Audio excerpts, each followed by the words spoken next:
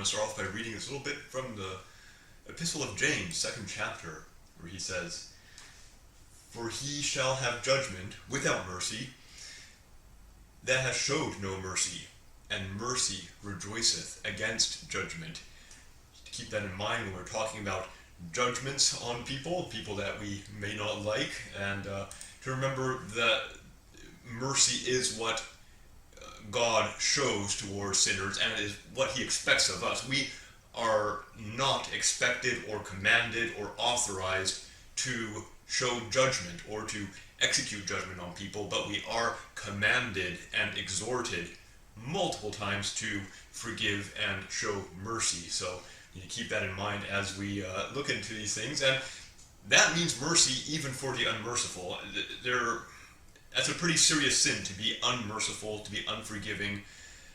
Who needs mercy? Who needs forgiveness but the greatest sinner? So if you say, hey, well, Donald Trump didn't show mercy, that's something I think is very fair to point out. That doesn't make him unworthy of mercy or forgiveness from us. Now, when he stands before God, that could be a very different thing. You know, we know how a lack of showing mercy does interfere with God's own ability to show mercy to the sinner. But as far as we are concerned, we aren't given those caveats from the commandments of Jesus. We are simply told to forgive, even if the sinner, even if the one who sins against us continues to sin against us, we must continue to forgive. I'm going to read a little bit from this article here. It says that if Trump is convicted for violating the Espionage Act and 2 other federal laws, he could face up to 33 years in prison, legal experts say. I'm sure a lot of legal experts who have the ears of these news outlets are having a great time, providing opinion on these very exciting, sensational type stories about a former president. This is from BusinessInsider.com. And it goes on to talk about how he hasn't been charged with anything yet, but these are the issues, the crimes that are being investigated. And if it does go to a charge and it does go to conviction, yes, he could be facing decades in prison. Now, it's hard to imagine the rich and the powerful kind of devouring their own, putting their own in prison for crimes of corruption or what have you. It hasn't happened before in the history of the United States. Certainly has happened, though, in other countries, so it's not unprecedented. And Donald Trump is a fairly unique case in some of the things that he did. I was talking with my wife the other day about the way that different state and federal departments are going after the people involved with the attempt to overturn the election. And we feel that it does bode well for the country that these kinds of investigations and proceedings and even sentencings are happening. Every time I hear about one of these poor guys from January 6th going to prison, I feel very sorry for them.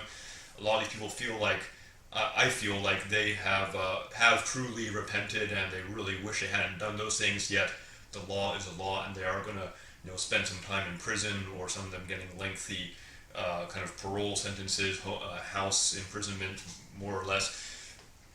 The reason it makes us feel a little better is because we live in a country that has some serious issues with lawlessness at the highest levels, and so to see justice being meted out, some kind of attempt to rectify the attempt at overturning an election in a violent and deceitful and criminal way, we feel it does make us feel a little bit safer living in this country, to see that these laws are being upheld, even if we do feel bad for the individuals who are paying for their crimes. I hope that makes sense.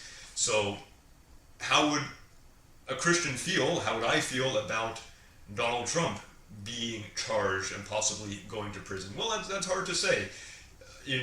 Would it make the country safer? I don't know. And now I think it would be good to set precedent that you can't just flaunt the laws of your country in such an egregious way and act so criminally and incite violence, incite people to riot on your behalf, mishandle literally holding on to classified documents for who knows what reasons, all these kind of things.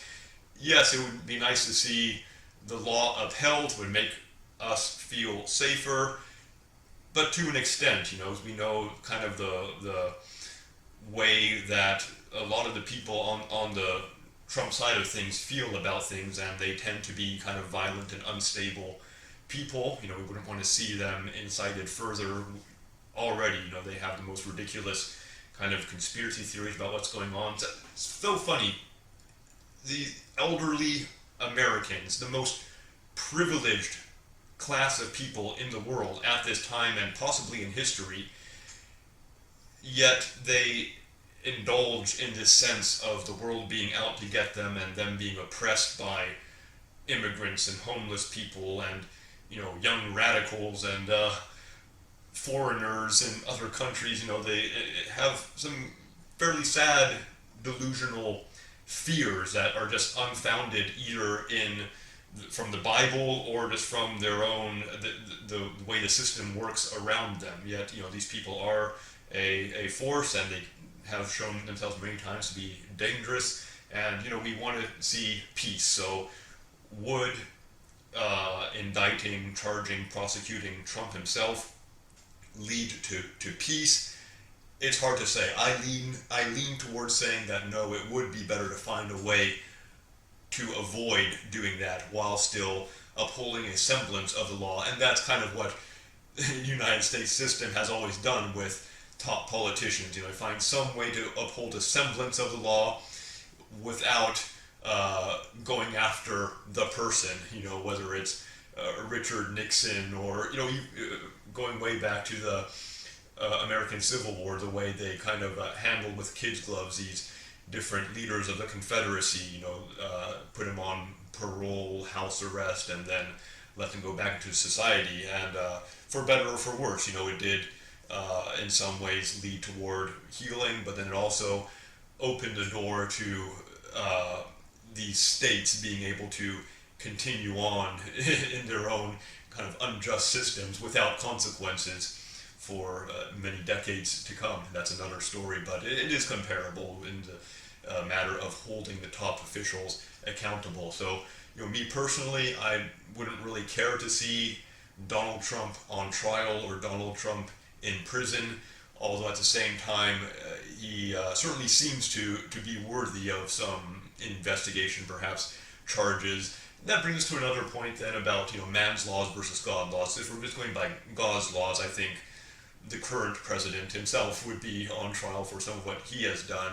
Now he has done his good, as Donald Trump did. Biden is responsible.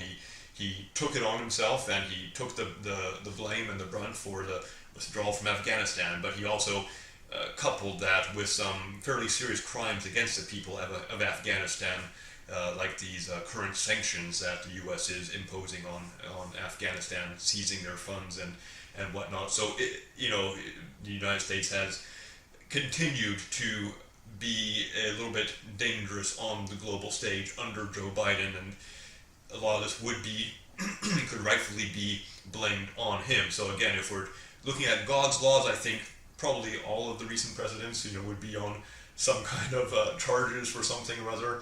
If we're just looking at man's laws in the United States, I don't think Biden has done anything worthy of being tried under U.S. law.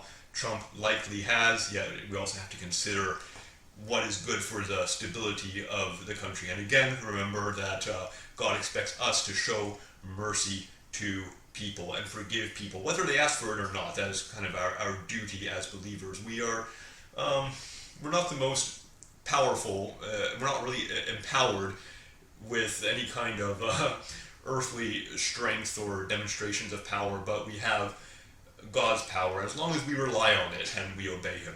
Thanks for watching. God bless you.